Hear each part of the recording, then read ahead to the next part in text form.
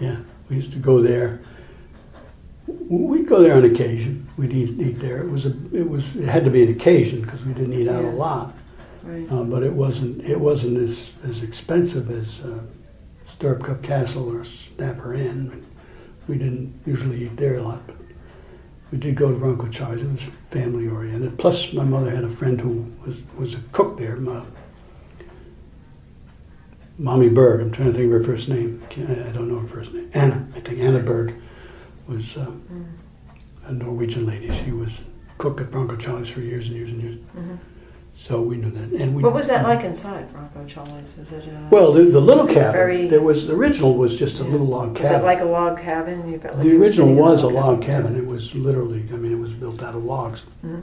Had a stone fireplace in it, and had what they put between the logs, to keep the wind out. So it was, and it served as a little dining room. Originally, I think it was like just a roadside stand store, stop and buy stuff. But then when they got serious about it being a restaurant, they built the big part that's since been bulldozed here a couple of years ago. I think they tore it down. Right. But they built the big part, and the big part was nothing spectacular. It was just like a big restaurant. Yeah. But the little log cabin, that's where we met him, Broncho Charlie. At one time I read about in here, I think, when we met him, we were Cub Scouts. And he was 100. Oh, so you were a Cub Scout? We were Cub Scouts, at the time. It was a Boy Scout too for a little while. But he was 101 at the time. Wow. And we just talked about his Pony Express career. He was telling you the stories. Yeah. I went to, just a few years ago, I live in Kansas City now, so I went up to St. Joe where they had the Pony Express Museum. Mm-hmm. And I asked about them. They have a whole display, Broncho Charlie. And one of the things they have there is a placemat from the restaurant. What that has to do with Pony Express, I don't know. But when I talked to say like things about the Pony Express on the... No, just Broncho Charlie. Okay. They might have mentioned that he was the Pony Express rider or not. But when I talked to them about it, they don't really have a record of him being a Pony Express rider. Right. And it kind of busted my bubble because I thought for sure all these years. I always wondered about it because I did the calculation, and he had to have been 11 years old when he was riding the Pony Express.